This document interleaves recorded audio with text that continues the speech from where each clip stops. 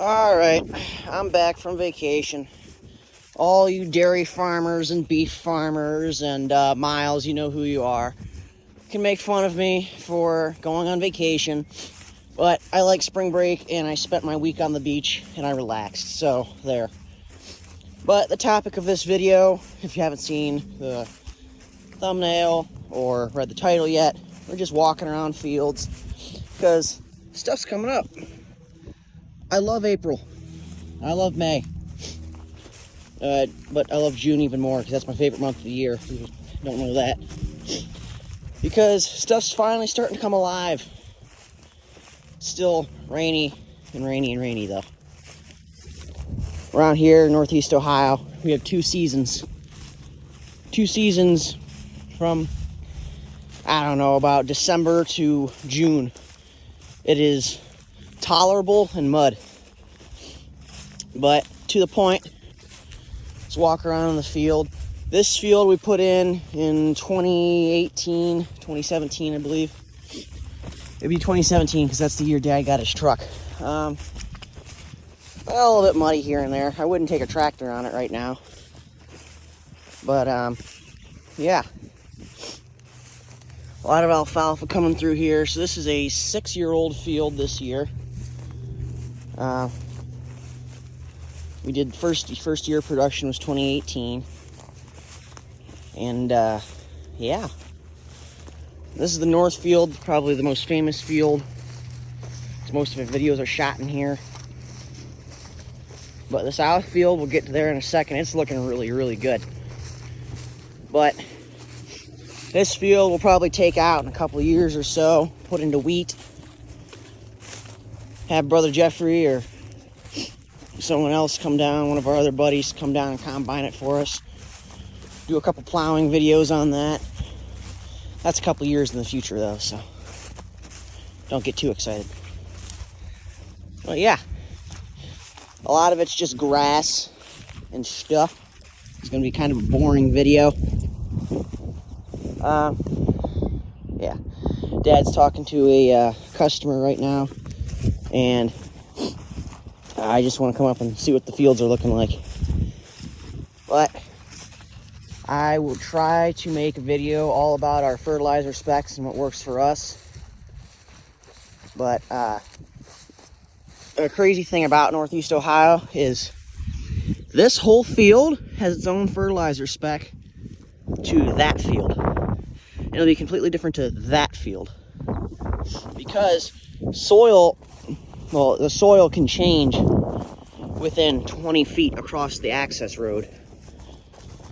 And that has a completely different soil reading than this. I guess they're kind of similar because they're close, but they're different. Sorry for all the wind. Wind's crazy up here because it's flat. But really, for it being April 7th or April 6th, I can't remember what day it is. I think it's the 6th. I mean, it's coming up nice. Hopefully we'll be doing first cutting by the 6th of June, which is Dad's birthday. So that'll be a nice birthday present for him. Hopefully we can get hay dry this year. And you guys, last year, around where we are, you know that half of Canada was on fire. And it was pretty much blocking out the sun. We couldn't get stuff dry. We had hay on the ground for a week, and it still wouldn't dry. It was a very bad time. But yeah. Also, another thing. The soil reading right here is not the same as the soil reading way over there. Because that is back in the corner. It's way sandier over there than it is over here. Another thing. It's really weird. And we try to divide our field up from where the swale is. Swale starts over there and way down there. So when we cut, we typically divide it by the swale right here. Try to do 8-acre chunks and then divide it by the swale, if that makes any sense. I'll make I'll Google Maps, take a Google Maps screenshot and post it somewhere right here. But let's get out of the swale and get out of the mud so I'm not making tracks in the hayfield. Dad will not be happy about that.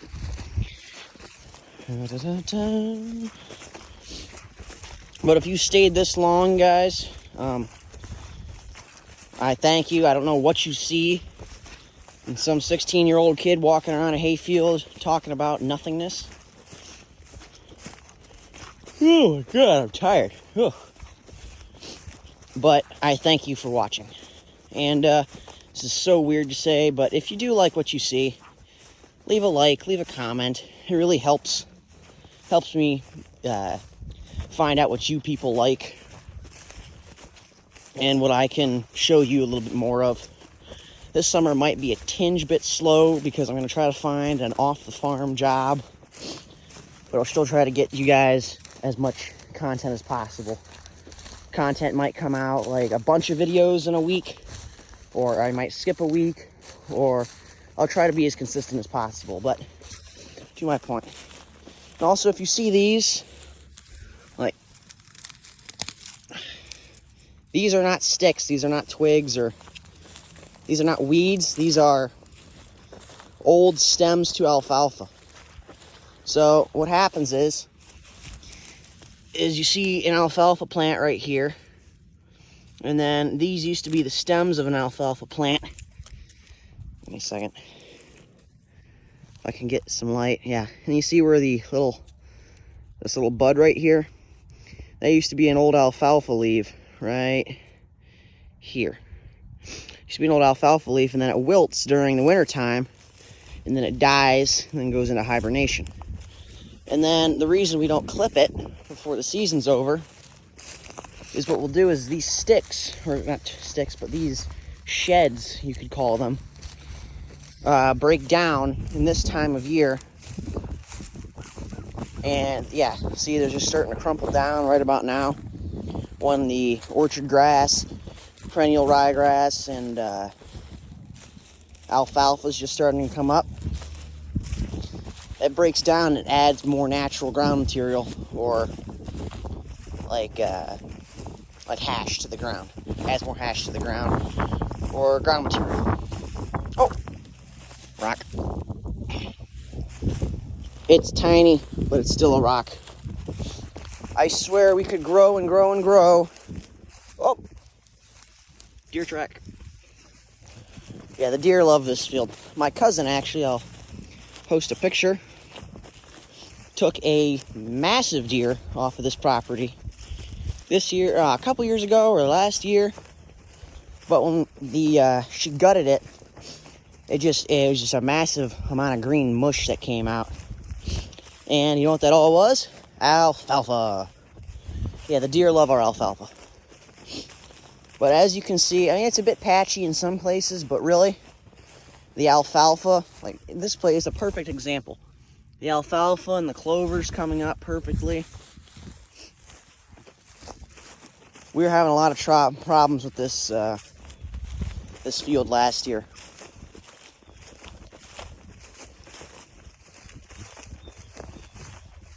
It's really nice to see that it's doing well, and hopefully it'll do even better this year. It's a little bit of nitrogen, a little bit of phosphorus.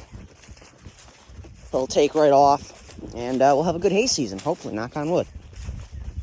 But me and Dad are still trying to figure out whether we're going to plow the 5-acre field with the H this spring or this summer.